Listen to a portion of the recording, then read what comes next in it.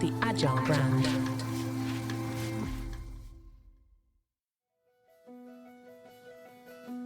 Welcome to Season 6 of the Agile brand, where we discuss marketing technology and customer experience trends, insights, and ideas with enterprise and technology platform leaders. We focus on the people, processes, data, and platforms that make brands successful, scalable, customer-focused, and sustainable.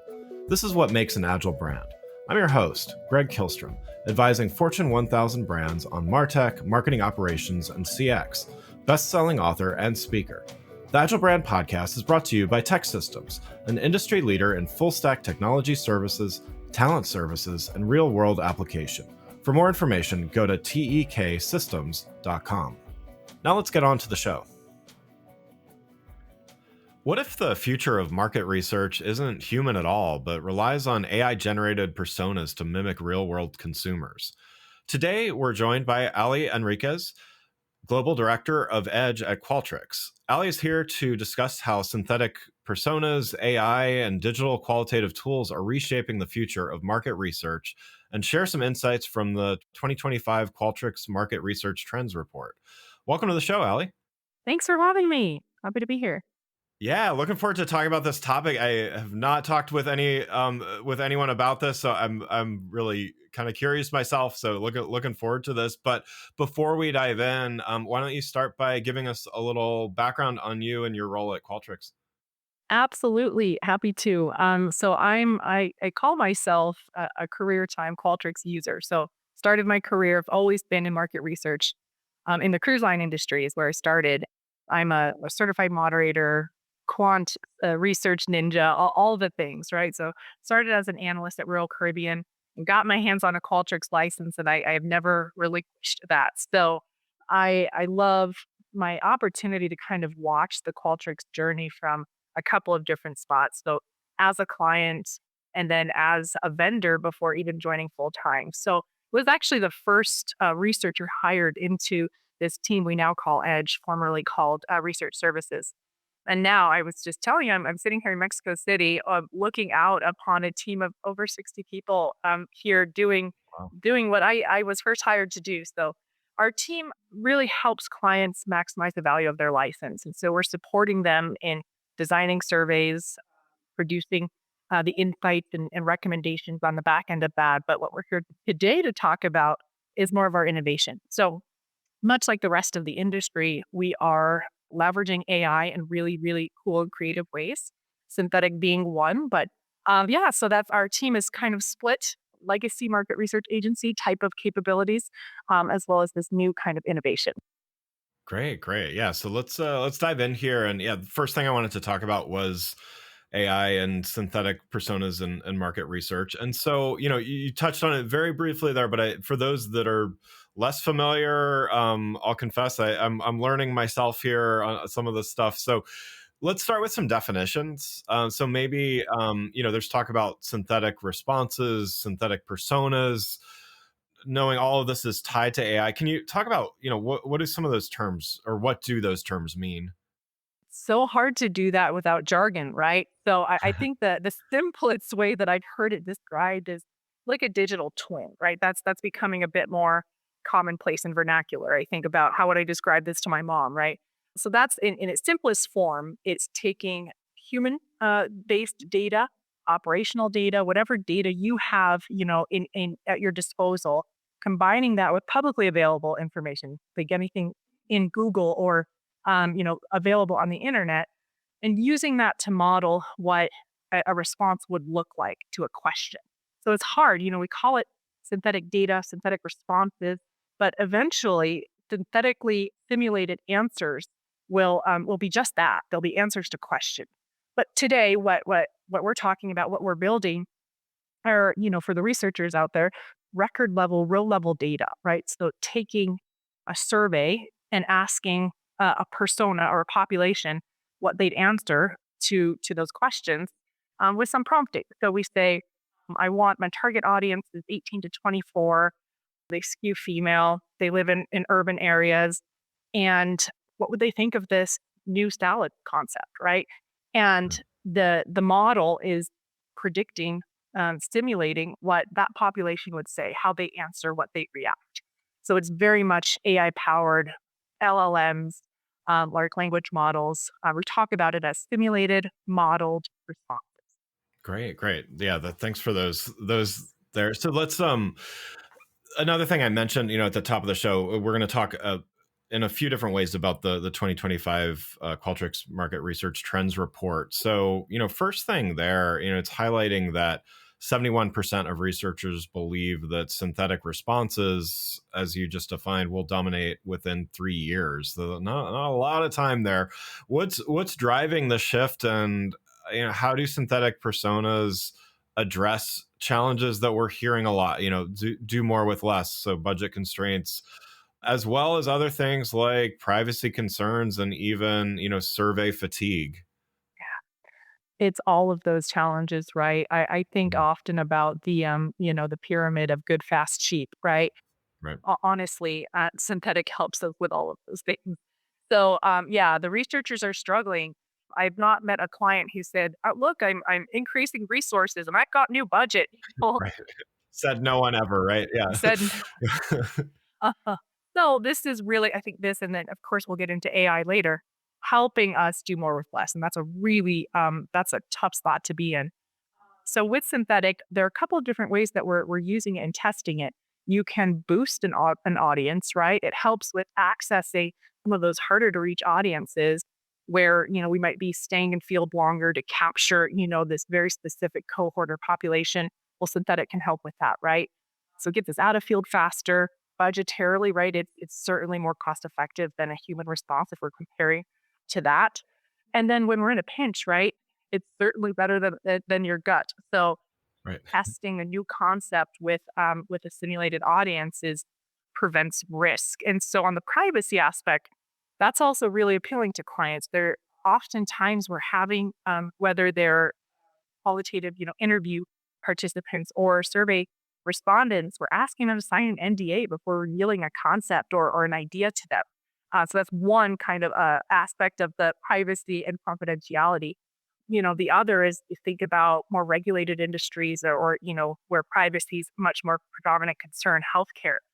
You can be testing and exploring concepts in a much more private and contained environment. Yeah. And so, I know it's relatively early days still, but, how do synthetic responses compare to traditional methods in terms of things like accuracy, applicability, and for a variety of tasks? Oh, very well. So it depends on what we're looking at. I'll start with just out of the box LLMs. There's certainly a bias for centrality and neutrality with any kind of GPT or open source LLM, and that persists right in this kind of validation work that we've seen. So it does very well when we're comparing just mean scores and certain basic validity measures. What we're challenging ourselves to do is we've got 5 or 6 really, really, really tough criteria that we're using as Qualtrics Edge to determine if the model's ready for release. So we're looking at everything from hot box score, mean deviation. We're looking at k-means. So lots of Yeah. different measures. And then, our threshold for acceptance is really, really tight. And so the more we feed it, the more we learn. Where I think it's more challenged is niche audiences in harder to reach markets. I tell my team, please don't sell anything in Sri Lanka yet because we don't Right. have confidence yet. It depends on the volume of data and the number of interactions that we're considering in the model. And so the more we feed it, the smarter it gets. And so I guess a caution would be there are every single day, my team is sending me a new provider, and most of them are just wrappers on GPT. And so Yeah. just beware that that's great. And, it's probably, if I had to put a number to it, 80% confident, that's Right. again better than gut. But I really challenge folks to ask the hard questions about, where exactly, what are your sources? What else are you feeding it, if anything? Right. Yeah. And then we'll start to see a lot more of these use cases publishing the graphs that we all want to see, right? As researchers to feel good that we've looked under the hood and we know exactly how this is working. Yeah. And so, along those lines, then I mean, it sounds like initial results very successful. Certainly a lot to to continue to do and evaluate efficacy, all those kinds of things. But it also sounds like, as with any new technology, there's going to be some hesitancy and maybe some skepticism and all that. And rightfully so. Like, we shouldn't just charge headlong into this. Obviously, you're doing the research to help us all out with this stuff. But you touched a little bit on things to look at as far as using the right tools, but also, to build some confidence in these tools, because they are working very well. That's right.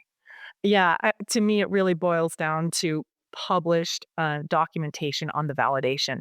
And then at putting myself in any one of our customer or client's shoes, I want to hear from other clients, right? I don't want to just Yeah. take any provider at face value, offering the opportunity to chat with and or read, a co-published kind of, again, documentation and or case studies, right? Things like this would just really help boost confidence. And I haven't seen many, right? To be honest, and we haven't published many of our own. So I expect that in the next 6 months we'll be seeing a lot more of this. What it's fantastic at, and what to be careful with. And then we've come across plenty of organizations that called AI a four-letter word. So you can't include that in any of your order forms or SOWs, because we're just not, our organization's very, very, very weary, and or it kicks off a totally different legal process. So it'll take Mhm. time too for those who are really itching to get their hands on it, for their organizations to come along. And so I've also heard a host of our clients developing their own in-house models. That way, it's they're testing the waters, they're doing so in a controlled environment, and they're democratizing, a little bit of this access. So that's pretty cool too. I don't see that as competition, right? That's Right. it just helps build the case. Yeah, yeah. Well, and according to the report, it sounds like 89% of researchers are already using some kinds of AI tools. Maybe there's specific things they're using more than others there, but like, what are some of the most impactful ways that AI is already being integrated into research workflows? Yeah, it's such an awesome stat, right? I feel like this whole revolution came out of nowhere, but it's held flat year over year. So we asked the same question last year, and in a few ways, I'm not surprised. So what we're calling it in the report is researchers have adopted AI as their newest team member, right? So it's kind of pull the Yeah. seat. This is the task I need you to do for me. And you also see in the report we ask about threat of this new technology, and researchers are also saying that they're not concerned about their jobs at all. Job security is high. And so, how are they using it? It's a lot of the just, again, publicly available AI tools to help with mundane menial tasks. Improving a headline, writing an exec summary, summarizing, some of the data that we have, and then, of course, doing the things that the researchers don't really want to be doing, charting and stat testing and sifting through open-ended answers and bringing forward themes. So that's really, we're seeing it more for operational efficiency right now than, and that's probably why we're not seeing this job risk or threat. It is truly an extra pair of hands to help us do some of the things that we don't really enjoy spending our time doing. Well, yeah, and also I think as consumers are increasingly omni-channel and the channels themselves are getting more complex, I think that adds another dimension to it as well. I mean, another thing, in addition to, the synthetic research, digital qualitative tools are also becoming more, capable, as well as appealing to researchers, things like eye tracking, intelligent That's video right. analysis. How do some of these methods replicate some of the more traditional qualitative research, while helping with some of the other things you've touched on? Yeah, for sure. I saw a first wave of what I'll call AI powered tools, some synthetic generation, but more for a lot of the things we were just talking about, summarization, segmentation. I saw that happen first with qualitative methods, and I think that's only going to get bigger and stronger. It is incredibly expensive to recruit interview participants, right? If you're looking at the key C level, decision makers, you're talking $500, right? And then had the incentives, right? The moderator's time. So I saw a wave of tools and solutions that were just fantastic at first, just helping you analyze and produce recommendations coming out of that type of qualitative work. But now to start to kind of blend and balance the human generated content and interview scripts with now synthetically generated. So I expect I will only continue because that type of dialogue, that's what makes the insights pop, right? You want to hear from the voice of the customer. You want to hear from the prospect. You want to in their words, in their voice. So I don't think it will ever fully replace any of the things we're talking about. The human really is still at the center of all that we're doing. And we depend on that human data in both quantitative and qualitative methods to make the simulation even stronger, even better.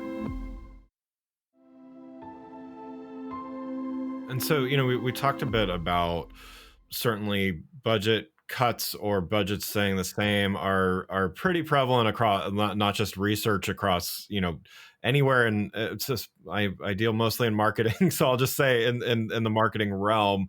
Yet the 2025 research report says that some of those research teams that are identifying as like on the cutting edge of innovation are actually seeing some increased budgets and increased influence. What's the difference here? What's kind of setting those apart? Yeah, that was another just awesome find, right? Yeah, And it's helpful because one of the first questions we get when we publish this type of work is, what do I need to do differently, right? How do I be more right. like them?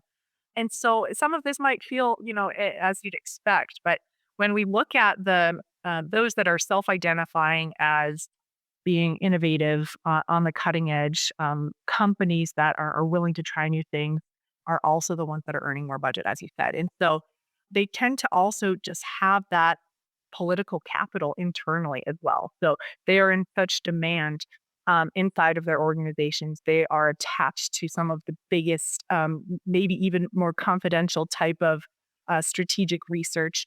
They're not doing the just brand tracking and customer satisfaction studies. They're there to help lead the charge and where are we going next, and they have a seat at that table. So I'd say kind of involvement in overall kind of company strategy.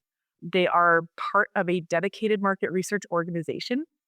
Hmm. You've often find research rolling into different parts of the business. But again, that speaks to the company's these organizations trust in these functions, and so peeling them kind of apart and creating an organization around them as well empowers them to do these things and test this new technology. It's really that, and then more of what you'd expect, right? They are hands on in all the phases of the research. So they talk the talk and they walk the walk. So they're very skilled in their discipline.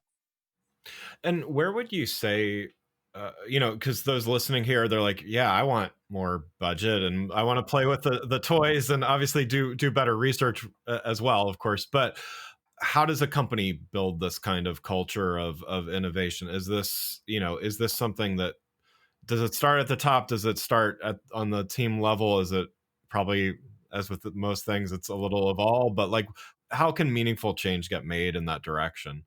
Yeah, it really does start at the ground level with a lot of the things that we just said. Start, consulting, leave that window open at all times, right? Have it improve your headline, have it improve your email, right? Yeah. Ask for advice on, how to tackle a gnarly research question. And like that, people start wondering, what's your secret weapon, right? And then we find that that just kind of starts the movement, if you will. And so Yeah. Yeah. yeah, so some of like we've talked a lot about summarization, and then once you move on, it's automatic report generation and tagging data around different topics, whether it's quantitative or qualitative, interview script type of stuff. And then what will happen next is that we'll start to have conversations with the data, right? So the notion of conversational analytics will just help us do even more with the tools at our disposal. Yeah, great. So one last stat from the research report. So 83% of organizations are planning to increase AI investment in 2025. That's probably not a shock to a lot of people out there because ideally it's strategic investments, but what in looking at this, 83% of organizations planning to do this. What areas of market research would you say are poised to benefit the most from this trend? Yeah, we've talked about so many, right? But from here, I just touched on conversational analytics, but a more dynamic survey experience will be kind of our half step to this ability to just chat with my data, right? Mm. And so I'll call it personalized survey experience where we can just kind of tug on threads and dynamically route you without the researcher having to put much thought into that flow and that padding. That's how it works right now. Yeah. That will be beautiful because it improved the respondent experience and, of course, gets you more of the whys, right? Because the survey takes you so far, if you didn't ask that next question, gotta go back into fields. So Right. things like that, and, back to the kind of qualitative bundling, pairing human interview, and or focus group type of interaction with, synthetically generated interview responses. I expect to see a lot more of that. Right now we're boosting base sizes with the synthetic response, so getting more data. But eventually we'll be focused a bit more on these quantities and everything, right? But really quick, sharp, quality answers to some of our tough research questions. Great, great. Yeah, and I guess, not to ask too much of a leading question here, but to me, in my mind, it's like we're marketers are awash in dashboards and charts and all those kinds of things. And I think what you're touching on here is this idea of, we spend so much time just getting to the point where we have these charts sitting in front of us, and this is really, isn't this helping the researchers, the marketers, whoever's looking at this stuff, or dealing with this, actually do more what humans are good at doing? Is that? Exactly Yeah. right. I couldn't have said it better. I've been talking to my team a lot about the democratization of research. Right now, Yeah. guilty, right? She We gatekeep and feel Right. like this is such a precious, talent and discipline that it all has to come through us. But what I expect to start to see is, yeah, anybody can read a dashboard and interpret a chart. So putting this power into the user's hands, whoever they may be, right? The brand manager, the operations manager, the product team, to be able to interrogate their prospect, their customer, their user, in a way that you don't have to follow all the bureaucracy and route things internally to different teams. That's spot on. That's exactly it. And humans are the ones who really should be reasoning and deciding what action we should take, not charting and stat testing. So if you can Right. have the machine do that for us, yeah, we'll just be much better set up to take that next step, that action. Yeah, I love it. Well, thanks so much for joining today. One last question before we do wrap up. Something I asked to all my guests here. What do you do to stay agile in your role, and how do you find a way to do it consistently? That is such a great question. I actually gave this advice to somebody here just the other day. Stay curious, right? So I think seeking to understand and then doing whatever you need to kind of consume and reason with that. So reading a lot, looking for diverse perspectives on topics just so that you understand all the different angles and doing things like this, right? So it's just Yeah. getting an opportunity to chat through and think about topics from different angles, different perspectives. I get the pleasure of doing that with such an awesome global team, right, daily. But then how do we think outside of our four walls, and what other voices and communities are we listening to? So lots of either written consumption or podcast. We've got very active Slack channels where we're sharing all sorts of content, and it's a lot easier to listen. If you haven't used Notebook LM to convert words into a podcast, it's awesome. In your commutes or whatever, you can just be listening to what otherwise would have been a 50-page reports. Nice. Love it. Love it. Well, again, I'd like to thank Ali Henriques, Global Director of Edge at Qualtrics. To learn more about Ali, Qualtrics, and the Qualtrics 2025 Market Research Trends Report, you can follow the links in the show notes. Thanks again for listening to the Agile Brand, brought to you by Tech Systems. If you enjoyed the show, please take a minute to subscribe and leave us a rating so that others can find the show more easily. You can access more episodes of the show at www.gregkillstrom.com. That's GregKilstrom.com. While you're there, check out my series of best-selling Agile brand guides covering a wide variety of marketing technology topics, or you can search for Greg Killstrom on Amazon. The Agile brand is produced by Missing Link, a Latina-owned, strategy-driven, creatively fueled production co-op. From ideation to creation, they craft human connections through intelligent, engaging, and informative content. Until next time, stay agile. The Agile brand.